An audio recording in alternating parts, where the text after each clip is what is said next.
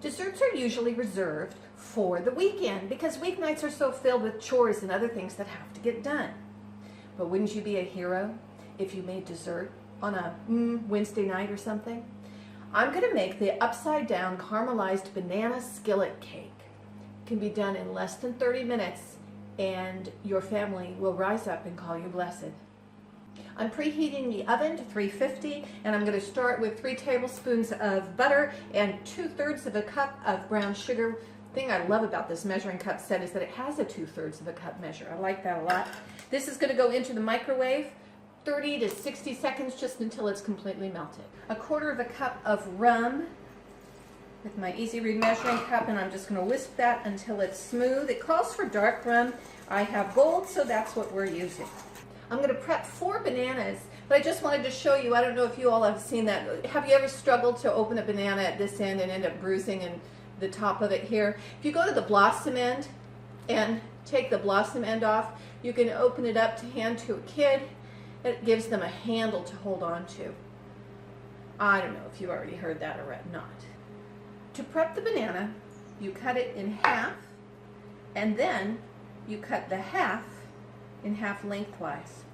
Cut each of those in half again, so you have quarters. We're going to caramelize these in my pan, and by cutting the pieces smaller, you get more surface area touching the pan, and therefore you get more caramelization.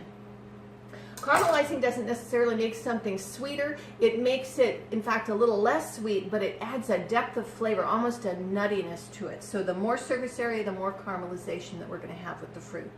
I've preheated my new 12-inch nonstick skillet on medium-high with 2 tablespoons of butter, and now I'm just going to lay the bananas in a spiral. So leave them cooking in the pan without disturbing them for 4 or 5 minutes until they're lightly caramelized. I put some of the broken bits right in the middle. I'm going to use my mix-in masher to mash up one last banana. We're making for a total of 5 bananas in this recipe. And this is my classic batter bowl. It's the 2-quart, and it makes doing cake mixes really easy because of the handle. And then the pour spout, of course. It goes in the oven, it goes in the microwave, it goes in the freezer, in the fridge. There we go. Mix and mash is what I use for making mashed potatoes and guacamole. It does a really nice job. To the banana, I'm going to add 3 eggs, a 1/2 cup of water, and a 1/4 teaspoon of coconut extract. I'll whisk that till it's smooth. A yellow cake mix. Whisk it until it's smooth-ish. I'm going to pour my butter and brown sugar and rum mixture over the bananas evenly. And then I'm just going to pour my cake batter over the bananas. This is going to go into my 350 oven for 22 to 24 minutes, just until the cake tester comes out clean. Time to take the cake out of the oven. Check out this cool detachable handle. I can put it on my hot pan and pull the cake out just like that. That was 22 minutes, and if I test my cake, it comes out clean. I'm going to let it sit here for about 2 or 3 minutes.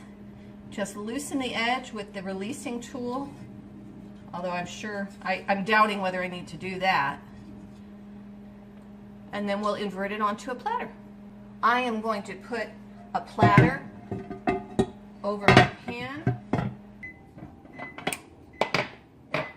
and flip it over.